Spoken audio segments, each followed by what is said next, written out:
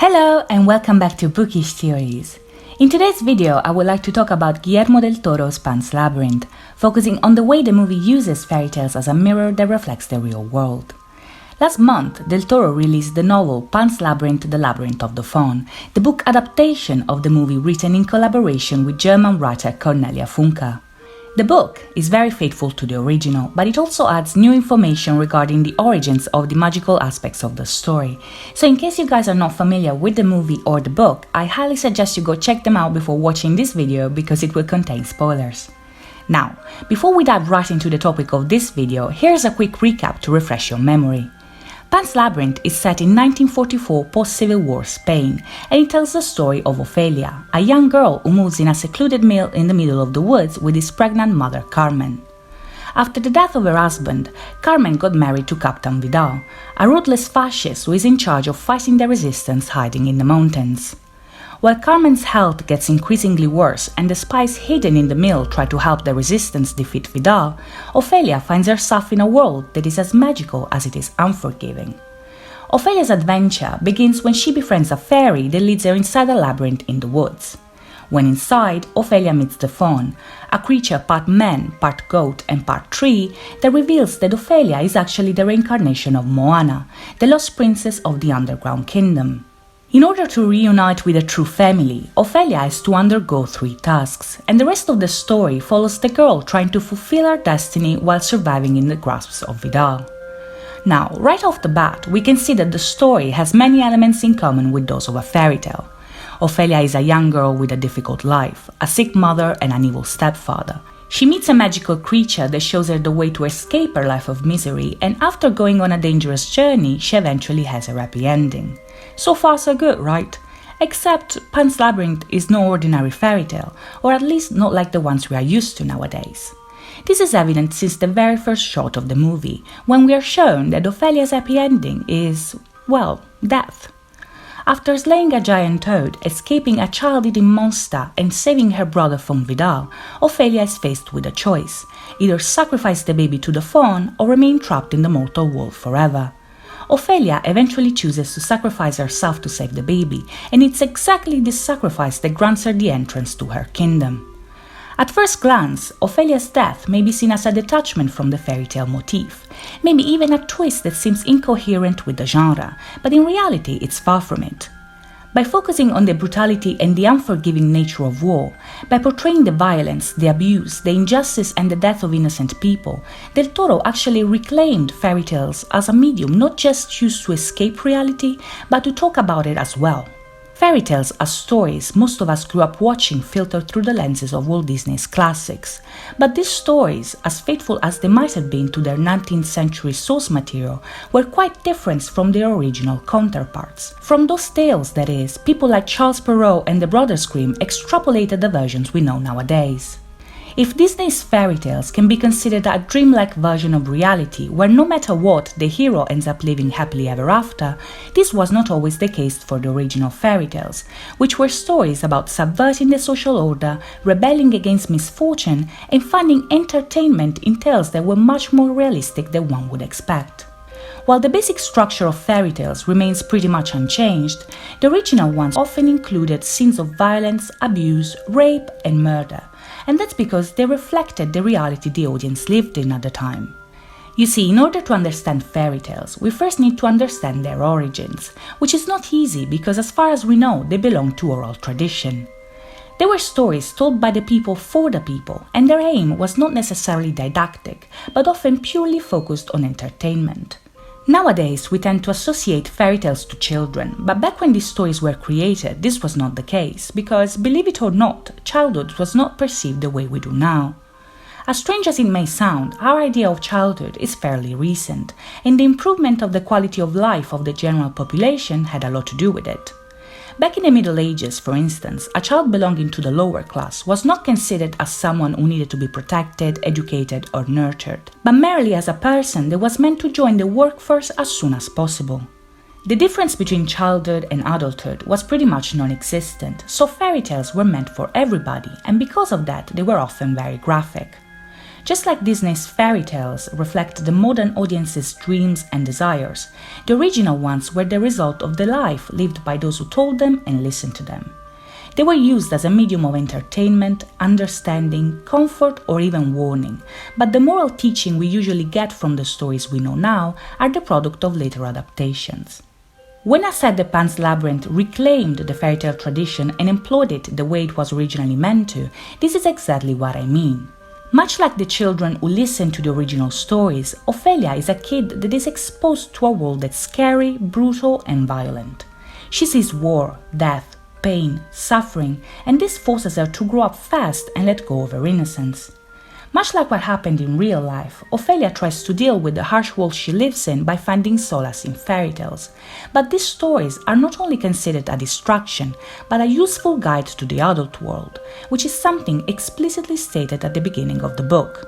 Del Toro here uses fairy tales as a medium of interpretation that decodes reality to make it more understandable, and this is especially evident in the novel, where he employs the same archetypes of the genre to describe his characters. Carmen and Ophelia, for instance, are initially both described as pale as snow, red as blood, and black as coal, an obvious reference not only to Snow White, but to the earliest versions of the tale where both mother and daughter share the same features and the mother dies due to sickness. The similarities here are however only physical, because Carmen and Ophelia represent two very different types of femininity. Carmen represents the archetype of the mother, an ideal of feminine beauty based on reproduction, passivity, and submission. Much like the countless mothers belonging to the fairy tale tradition, Carmen is entirely defined by her physical beauty and her motherhood, which is something that eventually kills her when her task is fulfilled. In the Labyrinth of the Faun, Mercedes thinks that Carmen is too weak to protect Ophelia, and in the dinner scene that follows Ophelia's first task, the wife of the mayor compares her to a little Cinderella, thus highlighting her innocence and passivity in relation to the world that surrounds her. Ophelia, on the other hand, is much more active and resourceful. While her looks make her resemble Snow White, her adventurous nature makes her more similar to Alice, which is a character that does not belong to oral tradition, but still embodies the archetype of the fairy tale hero. During the climax of the novel, Vidal calls Ophelia a witch, and this makes sense because witches were the embodiment of subversive femininity. In the story, Ophelia is brave, imaginative, rebellious, and smart, all qualities that in past times were considered dangerous if belonging to a woman. In contrast to Carmen, who, in the words of Mercedes, is a woman who seeks strength in men instead of finding it in herself, Ophelia is the hero of her own story, which makes her much more similar to Mercedes than her own mother. Now, Mercedes is a very interesting character, because in many aspects she can be seen as an adult version of Ophelia, thus representing a viable alternative to the life chosen by Carmen.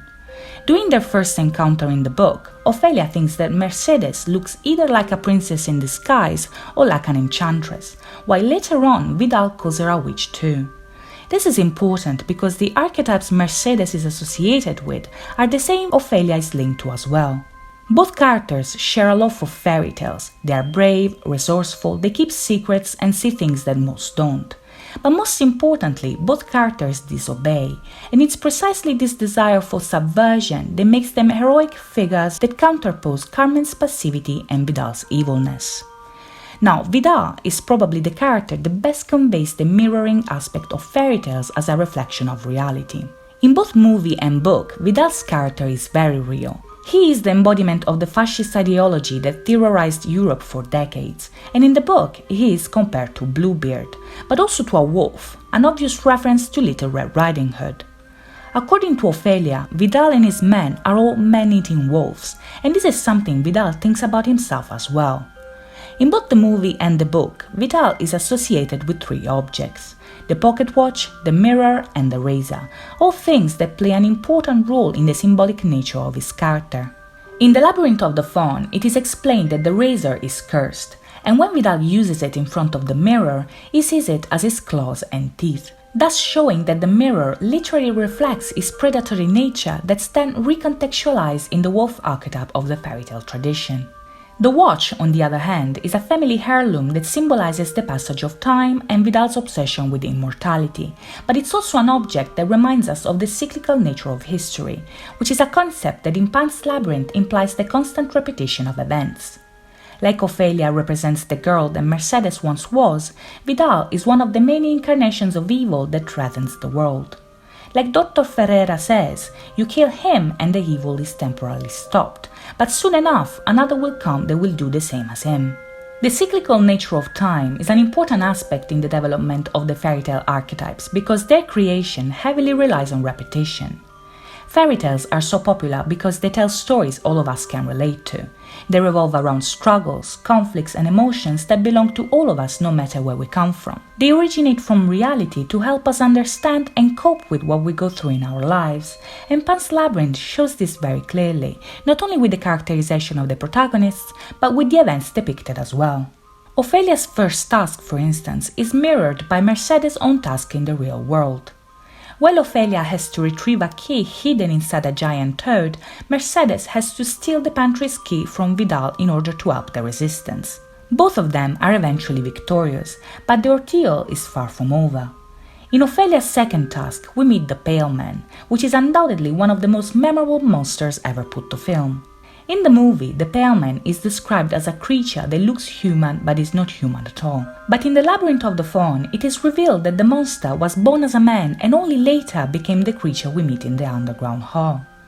This detail is very important because it shows you that the monsters of the fairy tale tradition may be shaped as inhuman creatures but represent a type of monstrosity that is very human. According to Del Toro himself, the Pale Man represents all institutional evil feeding on the helpless. And in the story, this implies that the creature is meant to mirror the monstrosity of Vidal and his men. Like the Pale Man, Vidal is brutal and ruthless. He is a child killer, someone who may look human but is monstrous in his own right. What is even more interesting here is that in both cases, Del Toro draws the audience's attention on the same physical features. The Pale Man is characterized by his claws, his eyes and his teeth, and the book describes Vidal as a man with razor claws and teeth and wolfish eyes. This attention to detail is not random at all.